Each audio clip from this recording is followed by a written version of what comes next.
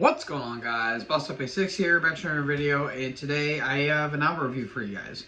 Then going over the newest studio offering from Hideous Divinity, Unextinct. This album comes out on the 22nd of March of 2024 on Central Media Records. This is the band's, I believe, 5th studio album overall, and this is their 5th studio album overall. This band formed in 2007 in Italy. And I have heard of this band, but I never heard a full album by them. But basically, they are, people say, one of the best Italian death metal bands going today. And, well, I mean, after listening to this album, it's really hard to really disagree with that statement.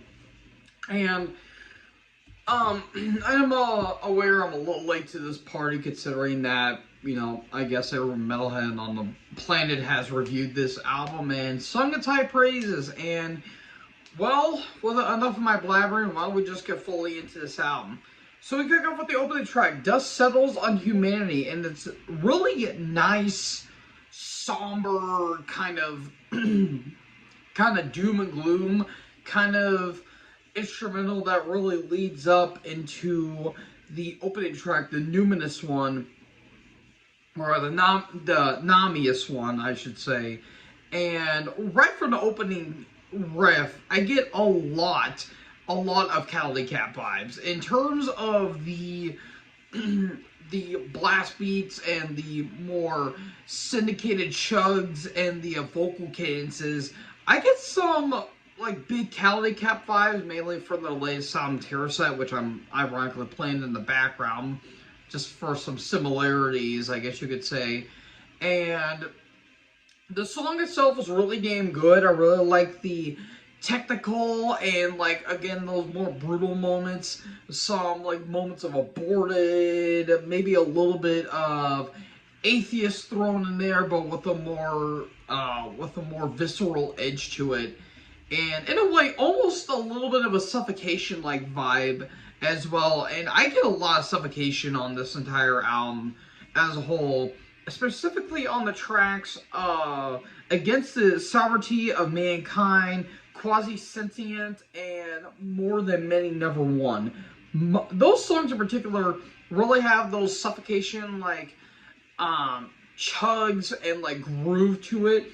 But again, have like those Aborted-like moments, and even a little bit of moments of, again, like Atheist, a hint and a cynic thrown there in terms of the technical style. And it's really damn good. Really damn good. And another thing I noticed about this album, a lot of proggy moments, especially on the longer tracks like Allo Cordo, the horror, if I could speak, the horror paradox, which actually features guest vocalists from Okoth, Zach Jeter, and he puts on a pretty solid performance too. The nice back and forth with him and the actual vocalist of the band. What is his name? Enrico H. Di Lorenzo. I apologize if I pronounced that name wrong, but I don't really know Italian all too much, considering that I'm actually Sicilian.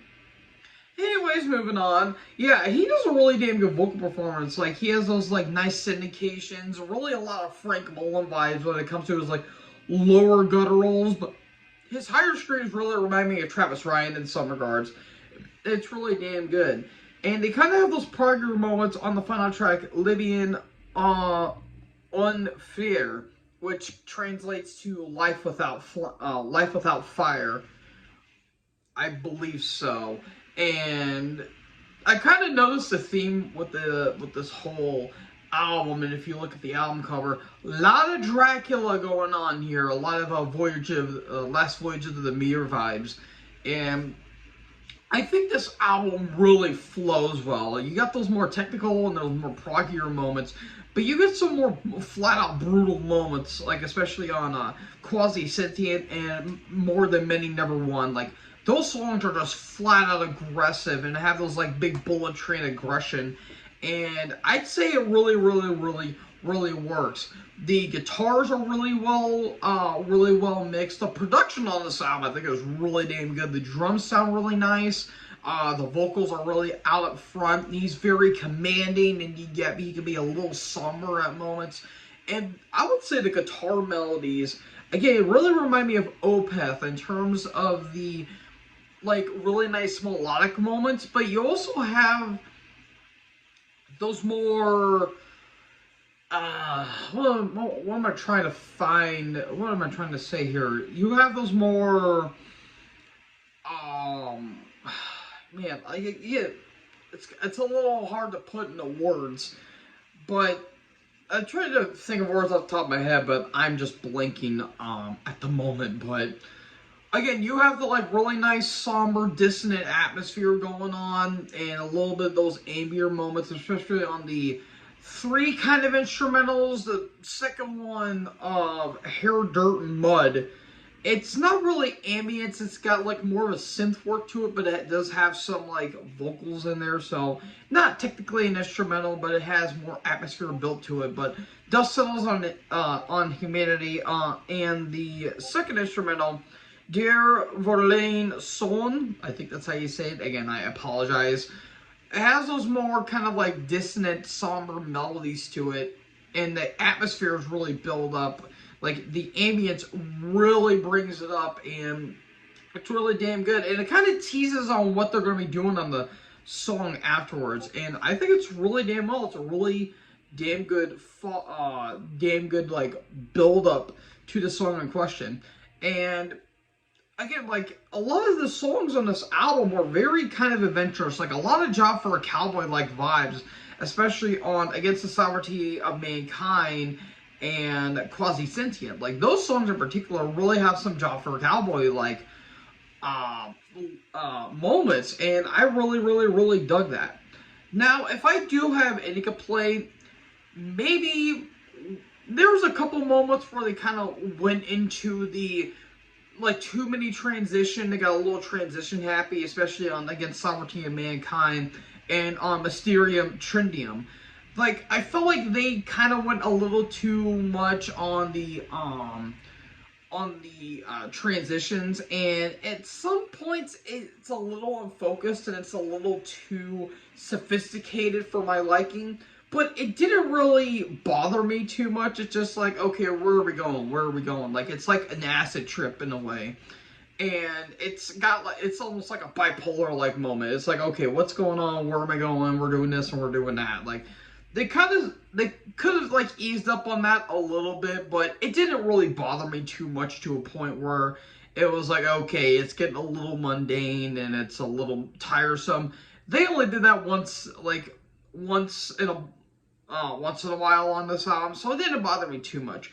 But I will say that the track Hair, Dirt, and Mud, you could have cut that song out the entire album and you really wouldn't miss anything. Granted, I understand what they were going for, especially with the like synth-like atmosphere, but it didn't really do anything. Like, it just kind of felt like more of a filler track, if anything. But it just didn't really do anything. And again, you could have cut the song out the entire album and you really wouldn't miss anything. But all in all, despite my complaints, I fairly enjoyed this record. I really love the sinister, like, mood it's going for. I love the tone of this record. The atmosphere is really damn good. Songs are really well structured. I love the prog flair they gave it to it, because it has a little more creativity, a little more diversity going along with it. And we all know variety is the spice of life, and this gave it a lot of spice. Like, we're throwing the whole damn spice on the appetizer here. Granted, you might put a little too much salt, a little too much pepper on the damn thing, but who knows? Maybe people are into that, and I'm just the weird one. What am I talking about? I really don't know, in all honesty. So, I'm going to give this 4 stars. This was a fantastic listen from start to finish. Granted, I almost got 4 1/4, but maybe the complaints I had kind of just lowered it to a 4. But still, I think this is a very damn good album. Really well structured and very well executed. And again, it's got the Dracula vibe. Who doesn't love Dracula? So, yeah, all in all, 4 stars. Really damn good album. I really got the hype behind this album, unlike that Broad and Quinn album. I apologize, but I just didn't get the hype with that album. So, folks, what did you guys think about Hideous Divinity Unextinct? Let me know in the comment section below. Make sure you guys leave a like, leave a comment, tap the bigger subscribe button, and tap the bell so when I upload, you guys be notified.